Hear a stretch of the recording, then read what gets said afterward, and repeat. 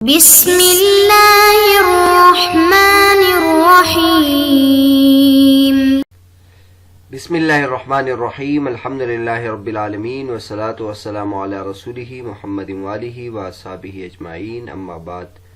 سنن ترمذی جلد اول سبق نمبر 50۔ آج کے سبق کا عنوان ہے سونے سے اٹھنے کے بعد ہاتھوں کو دھونے کا حکم، حصے 2۔ کتاب الطہارت چل رہی تھی، جس میں امام ترمذی رحمۃ اللہ علیہ طہارت سے متعلق آداب بیان فرما رہے ہیں، اور اس سبق میں شریعت کا یہ حکم بیان فرمائیں گے کہ جب آدمی سونے سے اٹھتا ہے، نیند سے اٹھتا ہے، تو اس کے بعد ہاتھوں کو پانی میں ڈالنا نہیں چاہیے، بلکہ اس کو پہلے دھونا چاہیے۔ پچھلے سبق میں حدیث بھی آپ کے سامنے گزر چکی، اور اس کا جو مختصر مطلب ہے وہ بھی آپ کے سامنے گزر چکا، اور روات کے حالات بھی آپ کے سامنے گزر چکے۔ آج کے سبق میں ہم اس حدیث سے متعلق جو مسائل ہیں وہ آپ کے سامنے ذکر کریں گے۔ حدیث شریف تو یہ ہے کہ نبی کریم صلی اللہ علیہ وسلم نے فرمایا اذا استيقظ احدكم من الليل فلا يدخل يده في الاناء حتى يفرغ عليها مرتين او ثلاثا فانه لا يدري اين باتت يده۔ ابو ہریرہ رضی اللہ عنہ فرماتے ہیں کہ نبی کریم صلی اللہ علیہ وسلم نے فرمایا کہ جب تم میں سے کوئی نیند سے جاگے رات کو، تو اپنے ہاتھ کو برتن میں نہ ڈالے یہاں تک کہ اس کو 2 مرتبہ یا 3 مرتبہ اس پر پانی بہائے، کیونکہ اس کو معلوم نہیں کہ اس کے ہاتھ نے رات کہاں گزاری ہے۔ اس میں اگر دیکھ لیں، حدیث شریف میں لیل کا ذکر ہے۔ امام ترمذی رحمۃ اللہ علیہ نے اس کی وہ تاریخ ذکر کی جس میں لیل کا ذکر ہے، لیکن باب جو قائم کیا ہے اس میں لیل کا ذکر نہیں ہے۔ باب ما جاء اذا استيقظ احدكم من منامه فلا يغمس يده في الاناء حتى يغسلها۔ تو گویا امام ترمذی رحمۃ اللہ علیہ اس کو لیل کے ساتھ مقید نہیں سمجھتے، بلکہ چاہے نیند سے رات کی نیند سے جاگا ہو یا دوپہر کی نیند سے جاگا ہو، دونوں صورتوں میں یہی حکم ہے۔ تو اس میں جو مسائل ہے وہ آپ کے سامنے ذکر کرتے ہیں۔ نمبر 1، یہ ایک مسئلہ یہ ہے کہ یہ نیند کے ساتھ رات کی نیند کے ساتھ خاص ہے یا دن کی نیند کا بھی یہی حکم ہے۔ تو امام احمد رحمۃ اللہ علیہ اس کو رات کے ساتھ مقید کرتے ہیں، اور جمہور یہ کہتے ہیں کہ یہ رات کے ساتھ مقید نہیں ہے۔ جو امام احمد رحمۃ اللہ علیہ ہے، ان کی دلیل ایک تو حدیث باب ہے کہ وہ اس میں لیل کا ذکر ہے، اور دوسری دلیل ان کی باتت سے ہے استدلال، این باتت یدہ، اور بات یبیت بیتن کا معنی بھی رات کو وقت گزارنا، رات کو رہنا، اور رات کے وقت میں کوئی کام کرنا۔ تو ان 2 چیزوں سے وہ استدلال کرتے ہیں، اور اس کے ساتھ اس کو مقید سمجھتے ہیں۔ اور پھر عقلی بات بھی اگر دیکھ لی جائے تو اصل نیند جو ہوتی ہے وہ رات کو ہوتی ہے، اور جس میں غلبہ زیادہ ہوتا ہے، اور دن کے وقت جو نیند ہوتی ہے وہ اس میں زیادہ غلبہ نہیں ہوتا ہے، لہذا نجاست کا زیادہ احتمال نہیں ہوتا ہے۔ اور پھر یہ بات بھی پچھلے سبق میں بھی اس کے طرف اشارہ کیا تھا کہ نبی کریم صلی اللہ علیہ وسلم کی یہ جو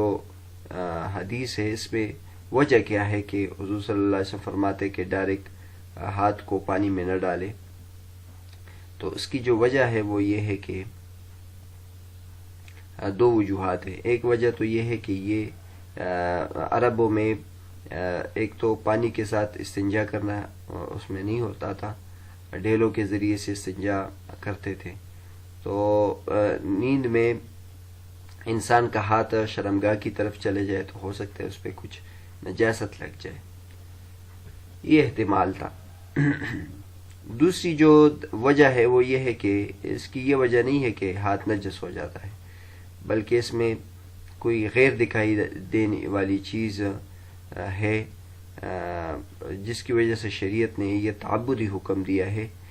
جس کی بظاہر کوئی وجہ نہیں ہے، لیکن چونکہ شریعت کا حکم ہے لہذا اس وجہ سے۔ تو اس کے جواب میں جمہور علماء کرام یہ فرماتے ہیں کہ جن احادیث میں لیل کا ذکر ہے، بعض طرق ایسے ہیں کہ جس میں لیل کا ذکر ہی نہیں ہے، تو ہم اس سے استدلال کرتے ہیں، اور جن میں لیل کا ذکر ہے اس میں وہ علت سے خالی نہیں ہے۔ چنانچہ امام بخاری رحمۃ اللہ علیہ نے یہ حدیث جب ذکر کی ہے تو اس میں رات کا ذکر نہیں ہے۔ فرماتے ہیں نبی حریرہ ان رسول اللہ صلی اللہ علیہ وسلم قال اذا توضأ احدكم فليجعل في انفه ثم لينصر ومن استجمر فليوتر واذا استيقظ احدكم من نومه فليغسل يده قبل ان يدخلها في وضوئه فان احدكم لا يدري اين باتت يده۔ تو اس میں بھی دیکھ لیں اذا استيقظ احدكم من نومه لیلا کا ذکر نہیں ہے، اور جن طرق میں لیل کا ذکر ہے وہ علت سے خالی نہیں ہے۔ یہ تفصیل کا موقع نہیں ہے، لیکن جو علل پہ جن حضرات نے بحث کی انہوں نے تفصیل کے ساتھ اس کا ذکر کیا ہے۔ دوسرا جواب یہ ہے کہ من اللیل کی جو قید ہے یہ احترازی ہے،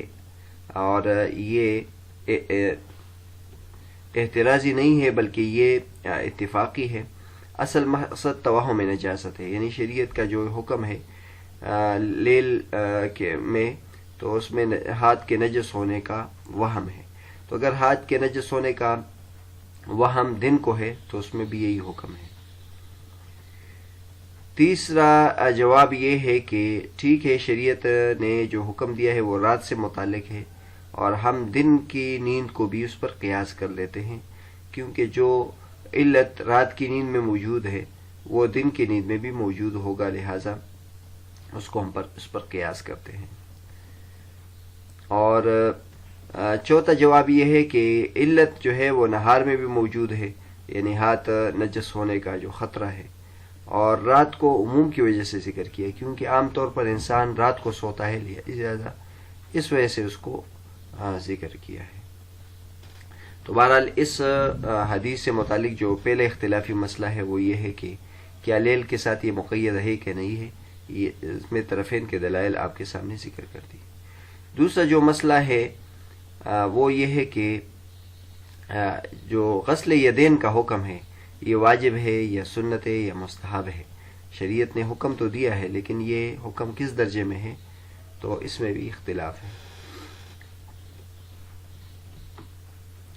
جمہور کے نزدیک یہ ہے کہ یہ جو شریعت کا حکم ہے یہ واجب نہیں ہے، یہ سنت یا مستحب کے درجے میں ہے،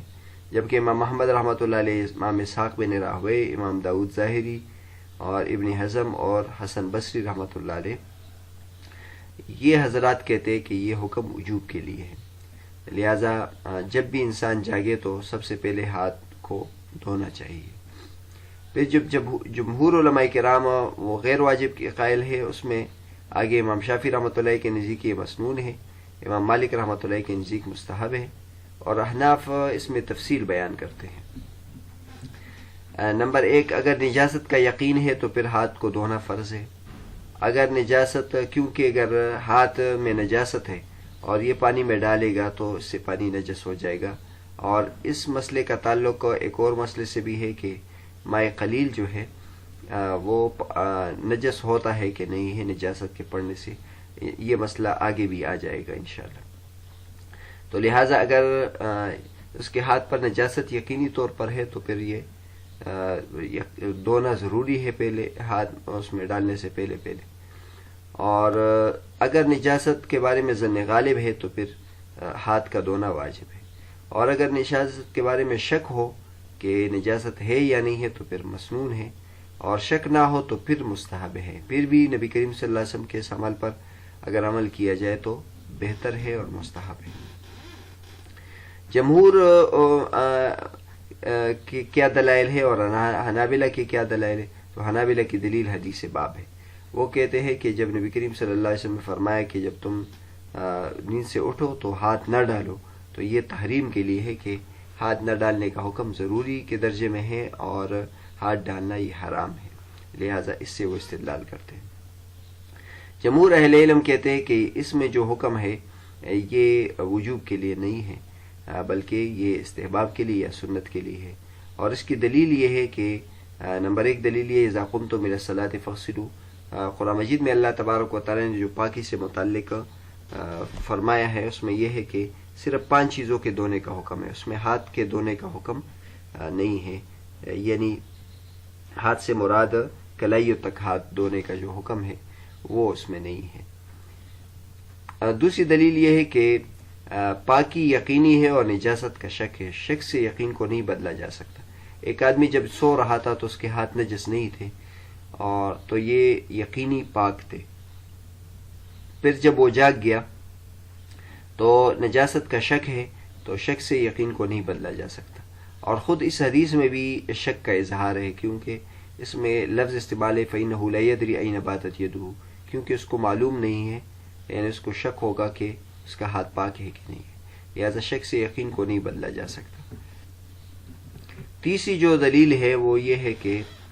اس حدیث میں 2 مرتبہ یا 3 مرتبہ دھونے کا حکم ہے۔ یہ بھی دلیل ہے کہ یہ حکم وجوبی نہیں ہے، کیونکہ اگر ہاتھ پہ نجاست ہو تو صرف 1 مرتبہ دھونے سے اس کا جو وجوبی حکم ہے وہ ختم ہو جاتا ہے۔ تو اس میں 2 مرتبہ یا 3 مرتبہ کا دھونے کا جو حکم ہے یہ خود اس بات کو بیان کرتا ہے کہ یہ حکم سنت یا استحباب کے درجے میں ہے۔ ایک اور حدیث سے بھی یہ حضرات استدلال کرتے ہیں کہ ایک اور حدیث میں ناک کے جاڑنے کا بھی اس طرح کا حکم ہے کہ جب تم میں سے کوئی نیند سے جاگے تو 3 مرتبہ اپنے ناک کو جاڑے، اور کیونکہ شیطان اس کے ناک پر رات گزارتا ہے، تو اس میں بھی اتفاق اہل علم کے نزدیک وجوب کا درجہ نہیں ہے بلکہ یہ استحباب یا سنت کا درجہ ہے۔ تو جب اس کا یہ حکم ہے تو ہاتھ کے دھونے کا بھی یہی حکم ہے۔ یہ حدیث بخاری شریف میں ہے، نبی ہریرہ رضی اللہ عنہ النبی صلی اللہ علیہ وسلم قال اذا استيقظ احدكم من منامه فتوضا فليستنصر 3 فإن الشيطان يبيت على خيشومه۔ تو جب استنصار یا ناک جاڑنا سنت ہے تو یہ بھی سنت ہے۔ یہ دوسرا مسئلہ ہوا کہ جو حدیث شریف میں